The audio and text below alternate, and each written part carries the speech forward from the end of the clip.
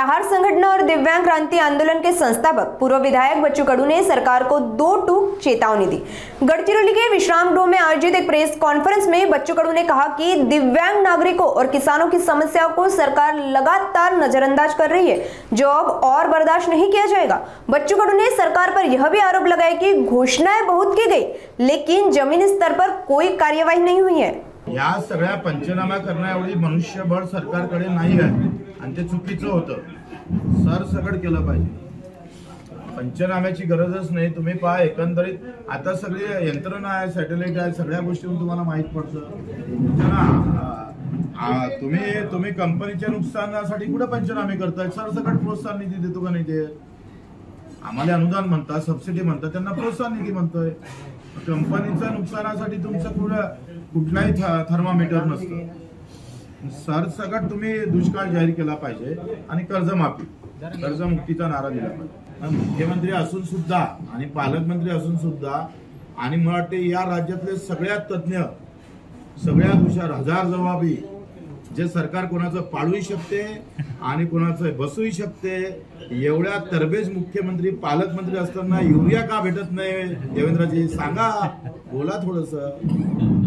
पण प्रॉपर जिथं आम्ही निर्माण होते तिथंच जर विद्युतच्या आम्ही निर्माण करतोय, विदर्भ निर्माण करतोय आणि वापर मात्र पश्चिम महाराष्ट्रात जास्त होत असेल। आता सगळा पैसा लोखंड आम्ही निर्यात केलंय 5 दशलक्ष टन 3 वर्षात। मग लोखंड गेल्यानंतर आम्हाला गडचिरोलीला काय भेटलं सांगावं ना मुख्यमंत्र्यांना।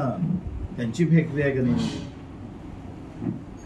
त्यांची कंपनी असताना त्या कंपनीतून गडचिरोलीला किती देणार ते सांगावं ना। विदेशात तुम्ही लोखंड पाठवायला तयार आहे, मान्य आहे, त्याच्यासाठी तुम्ही शक्तीपीठ करताय, मग तुम्ही इथले रस्ते का चांगले करत?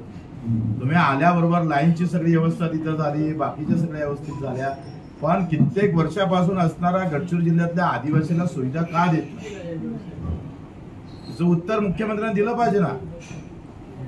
विदर्भातील धान उत्पादक शेतकऱ्यांना घेऊन दिवाळी अधिवेशनावर मोर्चा काढणार, गडचिरोलीतून पायदळ मोर्चा काढणार, काय या मोर्चाच्या मागण्या असणार? मग काय असेल? माझं म्हणणं आहे का आमचं इन्कम म्हणजे इन्कम गॅरंटी दिली पाहिजे, खात्रीदायक उत्पादन तर आम्ही खात्रीदायक काढतोच, उत्पादनापेक्षा उत्पन्न महत्वाचं आहे आणि उत्पन्न जर व्यवस्थित भेटलं नाही तर आम्ही पूर्ण पायाखाली हा सगळा जो प्रांत आहे, धान प्रांत, गडचिरोली, भंडारा आणि नागपूरचा काही भाग, हा पूर्ण तुम्ही इथल्या प्रकल्पग्रस्ताचे तेच हाल आहे। ते पण बिचारे त्या गोशीपूरमध्ये तर कसे जिवंत आहे तेच पता लागत नाही। अतिशय वाईट आहे हो।